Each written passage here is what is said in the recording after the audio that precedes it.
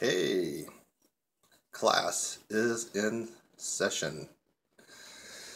And you should just know that there's just a lovely, huge oil painting that I got from my place a couple months ago. Just absolutely love it. Yeah, it is on oil on canvas, but we're not here to study art. At least not this kind of art. We're here to study this kind of art. Ooh, did you catch something there? What'd that say? Can you correctly name these notes for trumpet? Can you?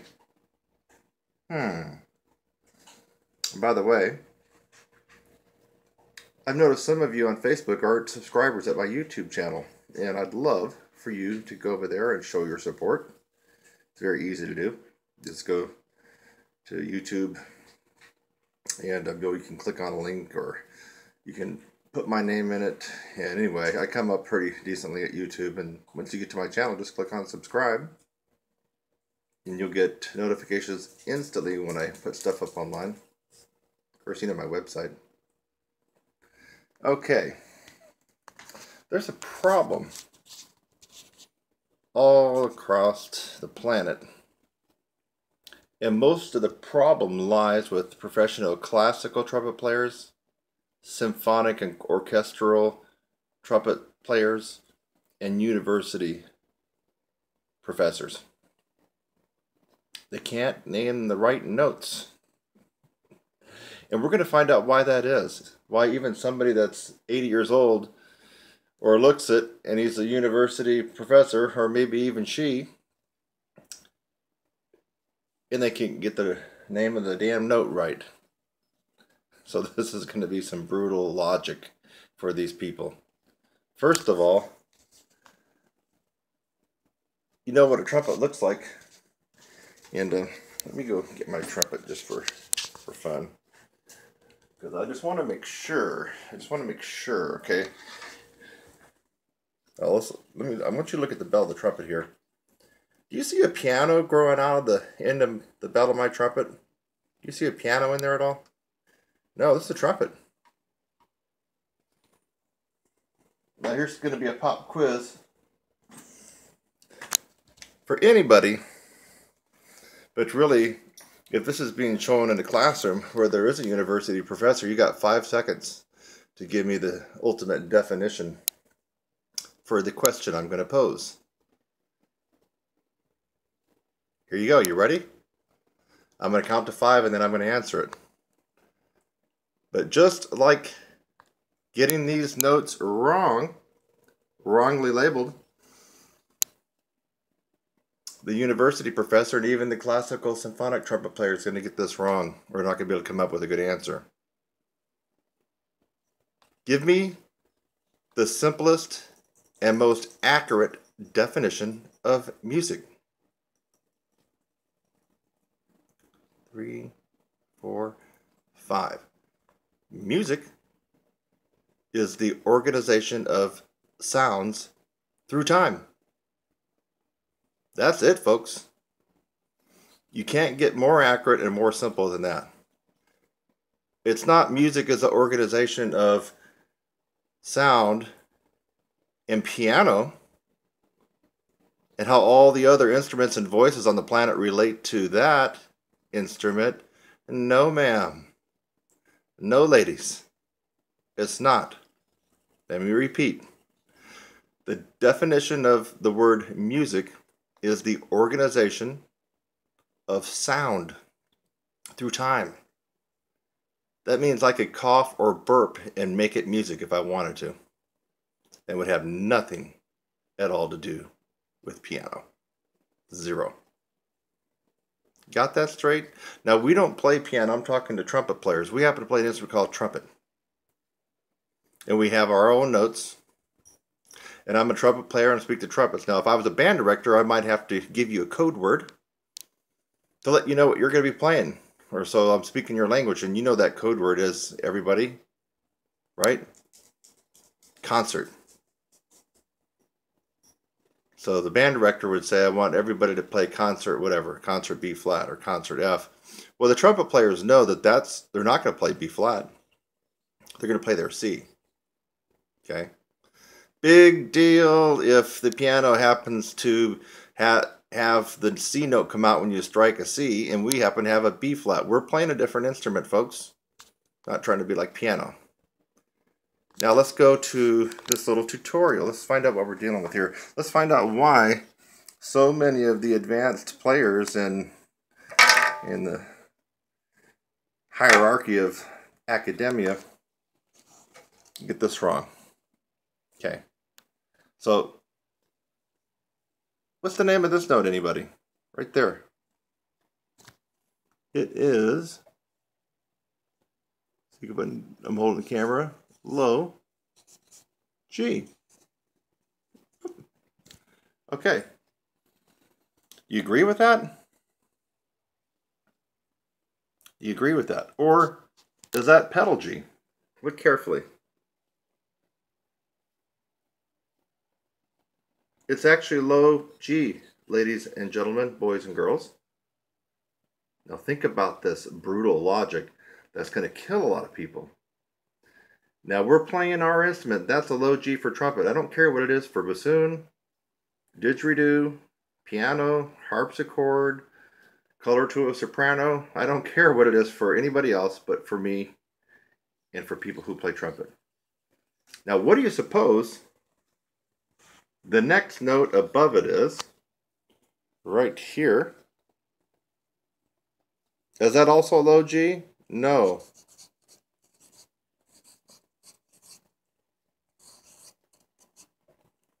Folks, that note right there is a middle G. It's not another low G. So some people get confused because they think of it as low. You know, because it's a relatively easy note for us to play, isn't it? But a G sitting on the second line in the trumpet clef staff is definitely not a low G. We already have a low G. There it is. There's low G. There's, middle G. You following the logic here, folks? I know it's tricky. Now, what do we got coming up right there? The little goose egg sitting on top of the staff. What is that note? Come on, you can get it. If you said it's another middle G, you'd be wrong, because this is actually high G. Boom. That looked like a G, kind of. All right. So, no, that is not another middle G. You got low, middle, high G. Now, the reason people get this confused too is because when they play that G on top of the staff, they don't think of it as that high. Ask any alto or soprano, or let's be more specific, alto or mezzo-soprano in a choir, if that note would be considered a middle note or a low note. They're going to say, no way, that's a high G. Right? Of course they will. They're not going to say that's low or that's middle. Now what about this note here? Way right there, way up there in the clouds. Way up there in the clouds. What is the name of that note?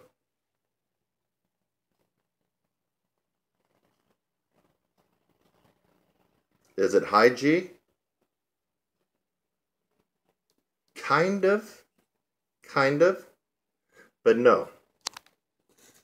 When you already got a high designated note like high G, you are confused to say that's also high G, so there has to be another wording there.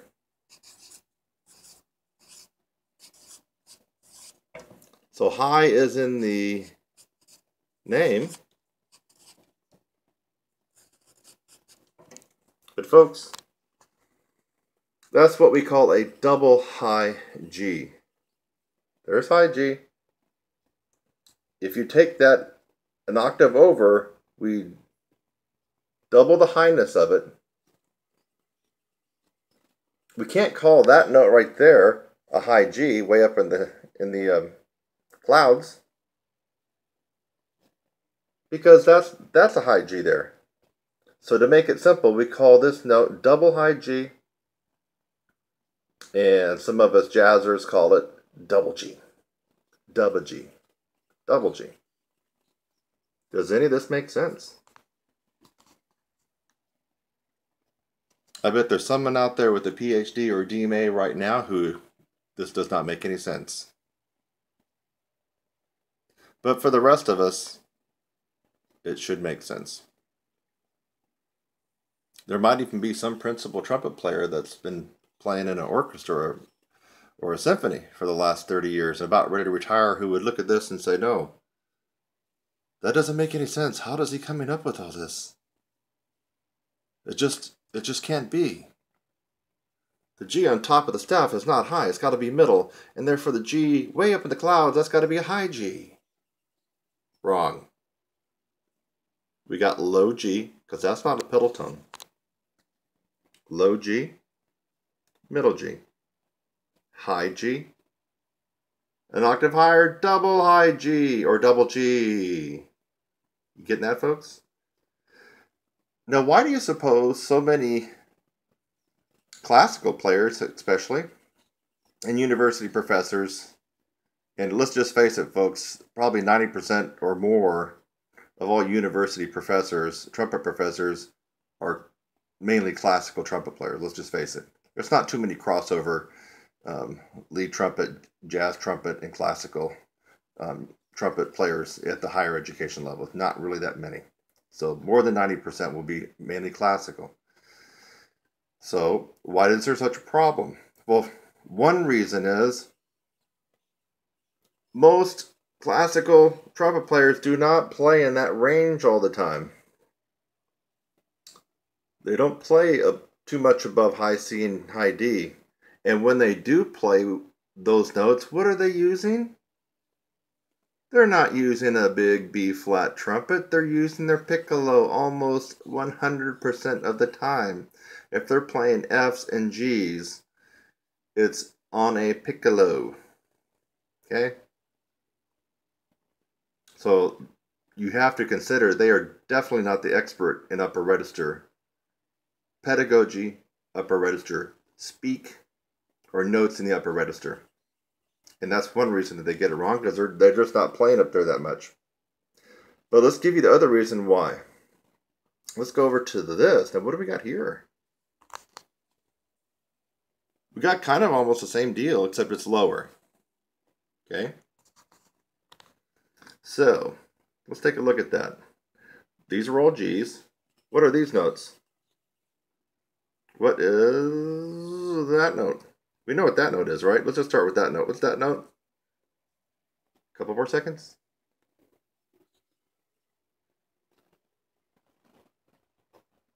That's an F. In fact, folks, here's where people get screwed up. It's so close to our middle G, but because of our instrument, is that a middle F or a low F? If you guessed a low F, you would be correct. And that's why it's confusing. Low F, oh, wait a minute, that's middle G. How could that be? They're so close. It's because the acoustic of our instruments. Now or the trumpet. The acoustic of the trumpet. Let's go down to this note. What's the name of that note? Well, we know it's F. Okay, sorry for my fingers. We know it's F, but is that low F? No, folks. And this is why some jazzers also get this note wrong. When they call this top note double F, double high F, it's not. So this is where I think people are getting confused. That note is not a low F. It's what we call a pedal. If I can get this to stay still.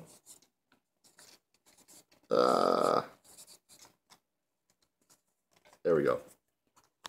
Pedal F. The acoustics of the trumpet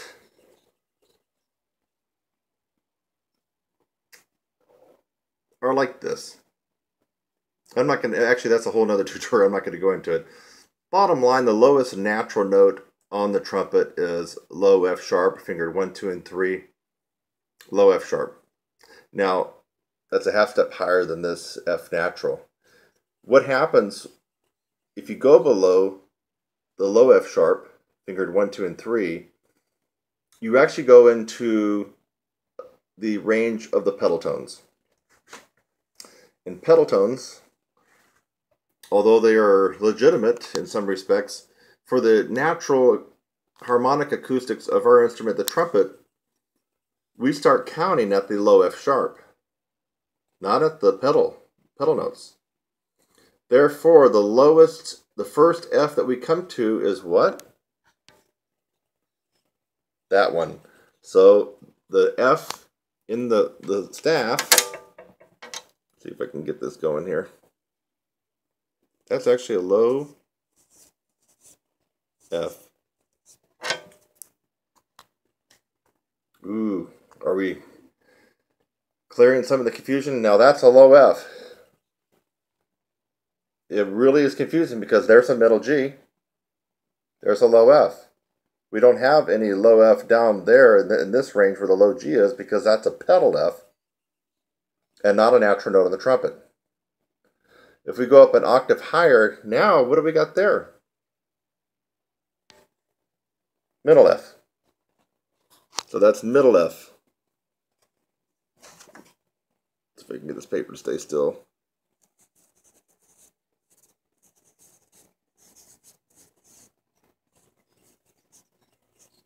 Middle F.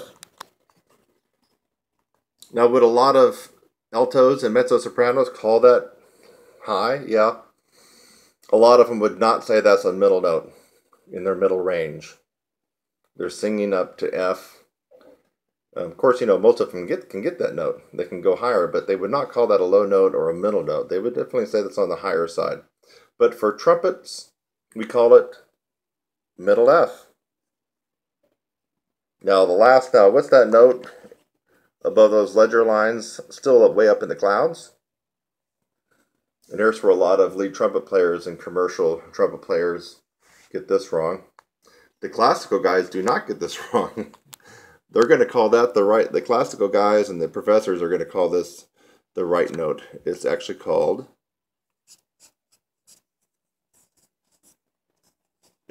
if this paper would just stay still. Okay. So that note is high F, and most university professors and principal trumpet players in orchestras and symphonies and classical trumpet players all around the globe would call that high F. And this is one reason they make the mistake. They go right over there and they go, well, ooh, that note right there is a high G. Because look, high F, high G, high F, high G. Wrong. Look, I've outlined the whole structure of everything for the benefit of people who've been doing this for a long time in telling their students. Can you believe that we're getting spurious facts about what the name of notes are, the real accurate names are? And I've just outlined why. Isn't that crazy?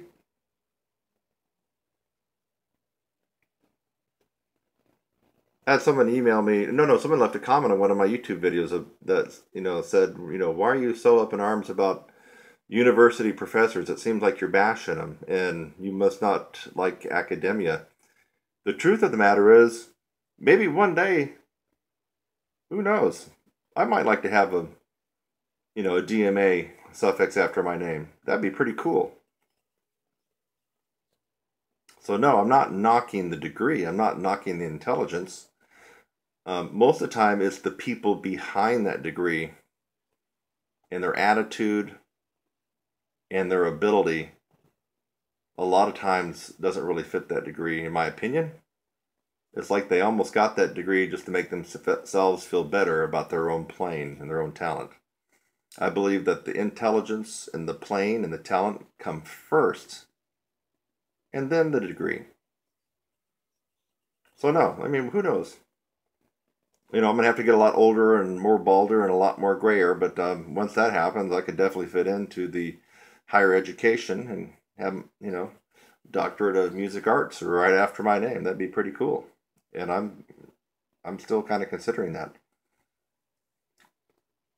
But I don't need that to play at my level and teach other professional players. I don't need to have the suffix to have the intelligence and the knowledge of um, my instrument.